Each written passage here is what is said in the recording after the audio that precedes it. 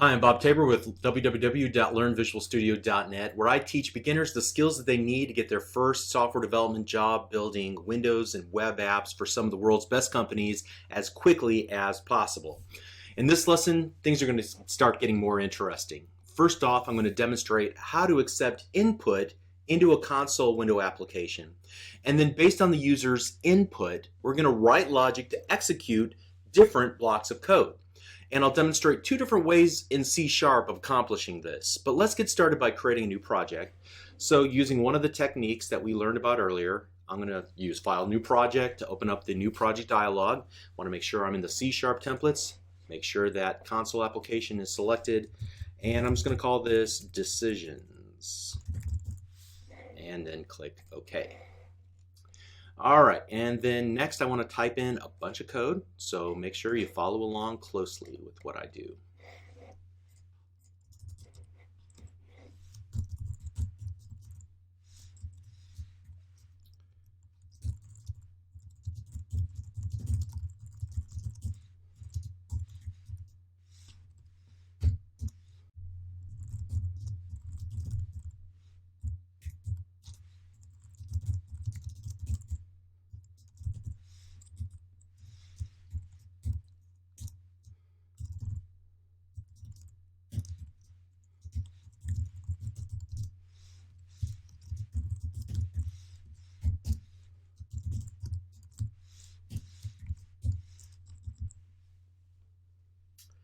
Okay, remember, pause, rewind if you have to catch up, but make sure that you have on your screen what I've got on my screen. All right, so the key to this example is line number, let's see what line number it is, number 15 here, where we've previously used console.readline to stop the execution of a Windows console application, so we actually see the results before the application just flashes and we can no longer see the output. However, as you can see, this line of code, we're using it to actually retrieve whatever the user types into the console window. And then next, we're merely in line number 16 concatenating or appending a literal string you typed with the value that we retrieved that the user typed in. So let's go ahead and run the application, start debugging it to watch it in action. So it's prompting me to type something and then press the enter key. So I'll just type something and then hit enter, and it just repeats it back out to me. Awesome. So what we want to do is use this technique to add logic to our application.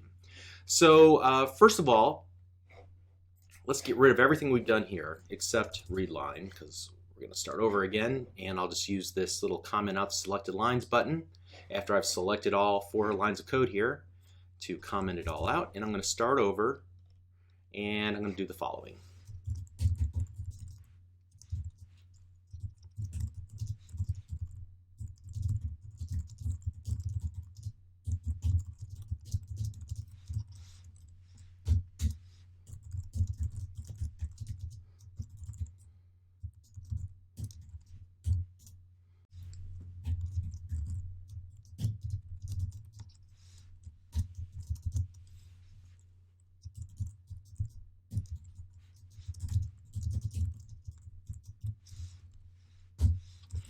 And let me just grab this console line here and move it up into that if code block. Great. Move that over a little bit. Okay. All right. So as you're, if you're still typing this, pause the video. Make sure you have what I have on my screen before you continue on. So what does this code do? Well, when the user types in the value at the command prompt and then presses the enter key on the keyboard, whatever the user typed in will be evaluated. If it is the number 1 on the keyboard, then we're going to display a literal string in the console window. So the most important lesson for our purposes is the syntax of the if statement. It's called the decision statement because based on the conditions that we set up, we decide whether to execute the block of code immediately following that if statement or not. So in line number 21, you can see if user value equals the number 1. So that's the condition that will be evaluated. The condition is surrounded with an opening and closing parentheses. So we're evaluating the string username It is a variable that I created in the previous line of code to retrieve the value that's returned from console.readLine. So if that value is the string 1, then the next line of code will be executed, which calls the console.writeLine method to display the message to the user.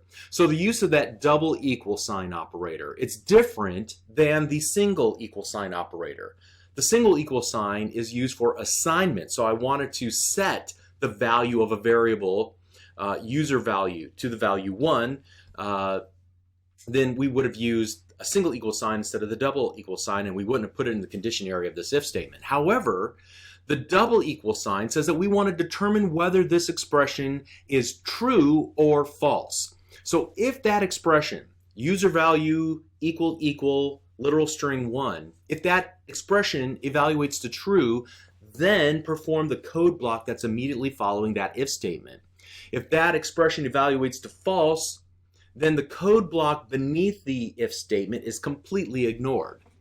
All right, so let's go ahead and see this in action. I'm going to hit the start button on my keyboard, and I get the question, would you prefer what is behind door number 1, 2, or 3? I'll tell you what, let's start off by typing the word something and hit enter, and you can see that the application exits immediately. Why do you suppose that is? Well, the problem is that we only handled one possible outcome with our if statement. So if we don't enter that code block, the if statement code block, then the application is free to exit, moving outside of the main method's code block. So let's go ahead and see what happens though when we hit the number 1 on our keyboard and then hit the enter key. It says, hey, you want a new car, and then we hit enter key again and it ends. All right, it's probably the lamest game ever created, but hopefully you can see the purpose of the if statement in all of this. So I'll tell you what, let's expand our application and learn more about the if statement.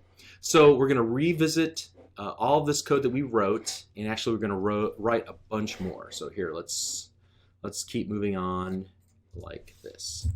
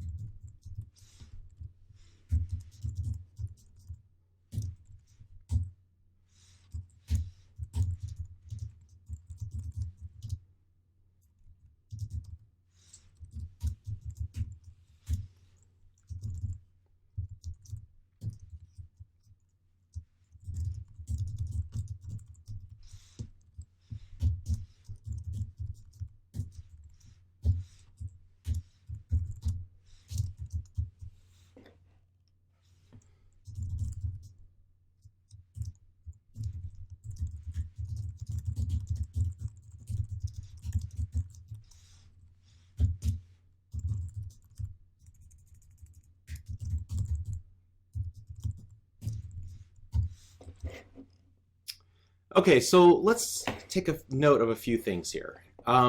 First of all, you can see that in line number 26 and line number 31, I use the else if statement, which allows us to evaluate additional conditions. So while we could simply use individual if statements instead of using the else if, this keeps everything together and makes it obvious that we're still evaluating the same types of conditions. And then finally, in line number 36, I use the else statement by itself. If no other conditions are satisfied, then execute that block of code, all right? So this time, whenever you start the application and you enter a value other than the number 1, you should see a different message. So I'm going to test the 2 condition, hey, you want a new boat. I'm going to run it again, test the 3 condition, hey, you want a new cat. And then let's go ahead and run this one more time, and I'm going to type just anything in here, something in here. Sorry, we didn't understand, you lose. So that's kind of the catch-all, right? The catch-all code block. All right, but we're not done here.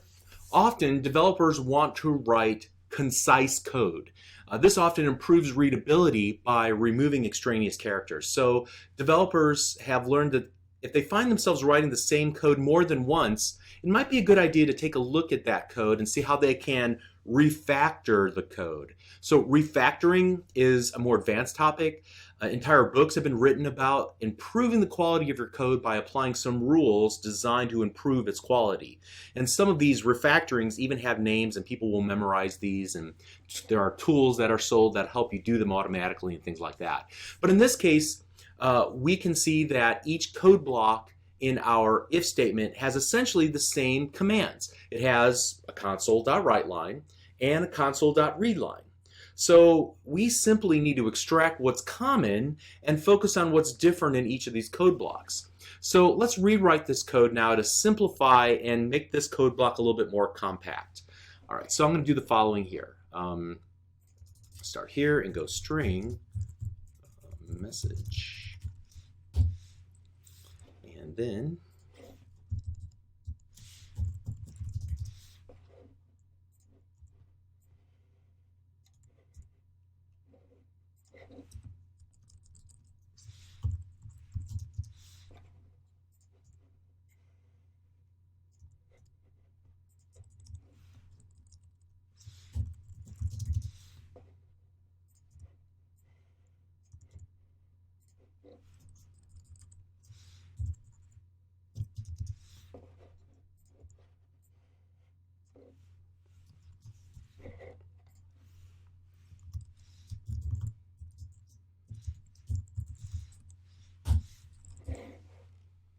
okay, so you can see what I did here. Let's move up here. In fact, I'm actually going to take this one step further. I'm going to get rid of all these code blocks. I'm going to say, oh my, what is he doing? I'll explain in a minute.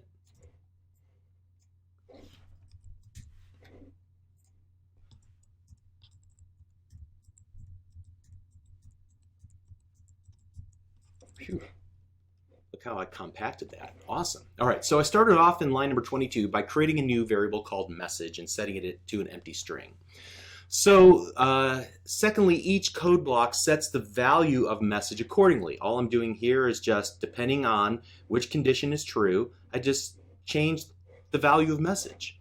And then finally, in line number 33, I call console.writeLine and I display whatever is the value inside the variable message. And then obviously call the console.readLine to pause the execution. Let's see if it works still. Let's type in 3. Awesome. Okay, great. Now, one other item that might be slightly confusing. In this case, I used the shortened form of the if statement and excluded the opening and closing curly braces. I deleted them out and said, what's he doing? You can only omit the curly braces when the if statement is followed by a single line of code. This is merely a shortcut. We could have just as easily surrounded that in an opening and closing curly brace like I originally had here, just like this, and it would have worked exactly the same. But by making these changes, I've significantly cleaned up the if statement and made it clearer what this code is trying to accomplish, at least in my opinion. So of course, when I change the code, I want to test to make sure my application still works.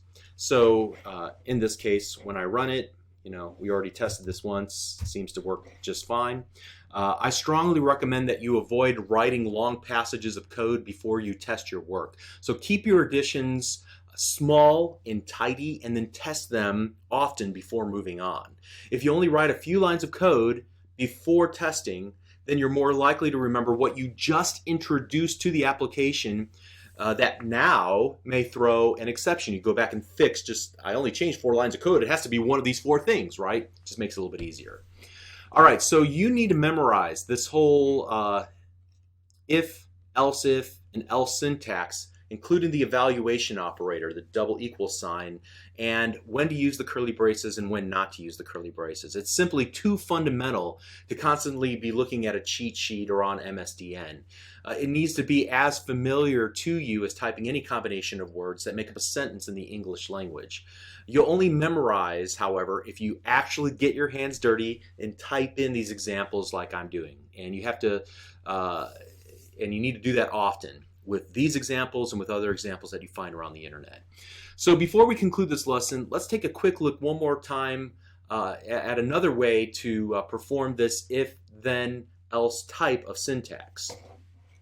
So whenever you need just a simple either or comparison, The conditional operator may work well and fit our right concise code advice. So let's do this. Let's comment out everything we've done up to this point. Let's make this real quick and easy here.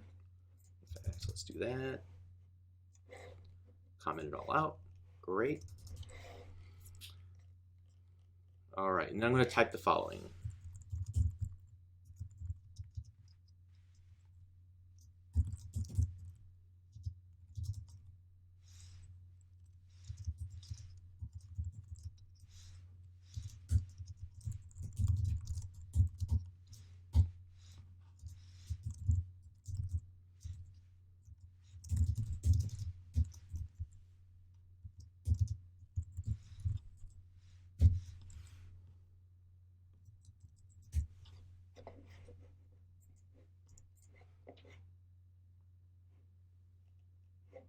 And actually, I want to keep this. All right. So console.writeLine, would you prefer what's behind door number 1, 2, or 3? We're going to grab the user value, and then we're going to evaluate user value. If it's equal to 1, if that's true, then set message equal to boat. If, however, it's anything else except this, so if this is false, then set message equal to strand of lint. And then you can see that we have some really interesting syntax here at the very bottom. It uses this string replacement syntax, and we'll be using this quite a bit. This is an optional version of the console.writeLine. If you hover over, you can see that there are 18 different or 19 different versions. Off to the right hand side there it says plus 18 overloads. We'll talk about what an overload method is later, but there's several different versions, and this is one of the versions of the WriteLine method that we can use. We can pass in a number of different values that can be replaced inside of the literal string by using this open and close curly brace syntax with the 0. We could do another one like this and put user value there to add a second value to replace or insert inside of our string. So let's see what this looks like. And I'm just going to type in 1. You want a boat, and then 1.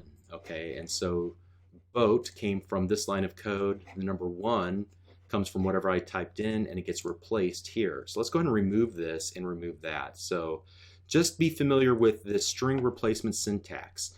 It's a 0-based number that you can add to your literal string in a console.writeLine and insert values into. Okay, and this replacement syntax has some special features that we're going to see in an upcoming lesson as well that allows you to format things like currency and dates and things of that nature that you might send to it here as an argument to this literal string. Okay? Okay, so the key idea from this lesson is how to write logic using 2 C# constructs, and there's others as well. I just wanted to keep this simple to start off with. So you use the if statement to evaluate conditions and add to its utility by adding else if statements and an else statement to account for additional scenarios that you need to handle inside of your code. And then secondly, we just looked at this conditional operator for simple scenarios like we just demonstrated, where something's true or false, and based on true or false, we're going to either assign a variable this value or that value. Okay? We also talked about that string formatting syntax, the string replacement syntax. And as I alluded to a moment ago, there's actually another way to write conditional logic, the C# switch statement, and we're going to cover that in a much later lesson in this series. All right, so we'll see you in the next lesson. Thank you.